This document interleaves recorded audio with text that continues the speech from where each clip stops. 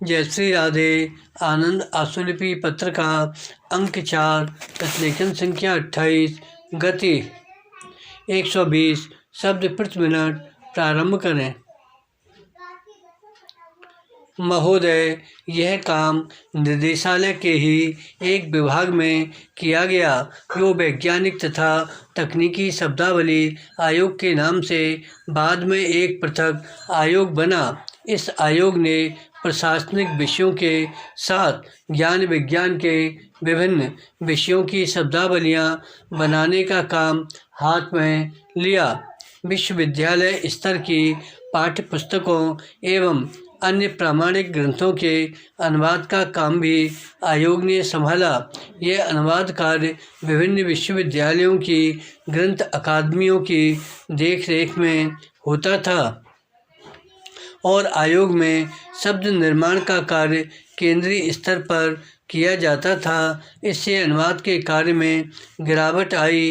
अनुवाद और शब्द निर्माण के कार्य में दूरी आ जाने से दोनों कार्यों में शिथिलता आई, दोनों के स्तर में कमी आई। अत्यधिक व्यस्त प्रोफेसरों द्वारा ठेके पर जो अनुवाद किया जाने लगा उसमें न तो शब्द प्रयोग की एक रूपता का निर्वाह हुआ और न विषय को सुबोध शैली में पाठकों तक पहुंचाने का प्रयास किया गया। परिणाम स्वरूप हिंदी ग्रंथ अकादमियों द्वारा प्रकाशित कई पुस्तकें विश्वविद्यालयों में लोकप्रिय न हो पाईं। अनुवाद श्रमसाध्य कार्य है। अनुदित कृति को मौलिक रूप प्रदान करने के लिए विषय को संपूर्णतः समझकर तब अपनी भाषा में रूपांतरित करना होता है। इसमें जल्दबाजी की गई तो अर्थ का अनर्थ हो जाता है। साथ ही यदि शब्द सह अनुवाद किया गया तो भाषा कृत्रिम, अस्पष्ट एवं दुरूह हो जाती है। कम से कम सरकारी कामकाज में ऐसी भाषा का प्रयोग समीचीन नहीं है। यों हिंदी भाषा में शब्द की रचना की असीम क्षमता है। उपसर्गों और परसर्गों के योग से आवश्यकता अनुसार प्रशासन के विभिन्न संदर्भों पर नए नए शब्दों का निर्माण किया जा सकता है। इन प्रशासनिक शब्दों की एक विशेष बात यह भी होनी चाहिए, चाहे इन शब्दों का साधारण अर्थ में प्रयोग संभव हो, फिर भी प्रशासन के क्षेत्र में एक रूपता लाने की दृष्टि से इनका प्रयोग निश्चित संदर्भों में ही किया जाए। विराम। पैरा। अनुवादक का दायित्व तो दो भाषाओं के बीच एक सेतु की तरह है। अनुवादक ही वह इंजीनियर है जो सेतु के हर हिस्से की निगरानी करता है।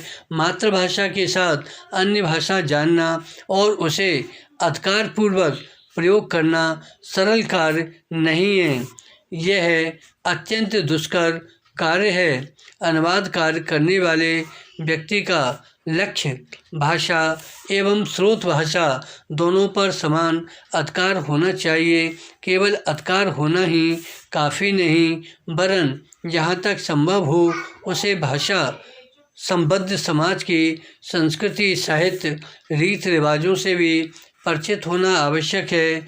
इस पर भी यह जरूरी नहीं है कि संस्कृति सभ्यता का जानकार तथा भाषा का अधिकार रखने वाला व्यक्ति कुशल अनुवादक भी हो। मेरे विचार से अनुवादक में दोनों भाषाओं के समुचित ज्ञान के साथ न्यूनाधिक स्वयं मौलिक रचना करने की क्षमता भी होनी चाहिए, क्योंकि अनुवाद वह कला है जिसके माध्यम से किसी भाषा की रचित कृति को अन्य भाषा में लिखा है। विराम। अतः सफल अनुवादक को सृजनशील लेखक भी होना चाहिए। विराम। धन्यवाद।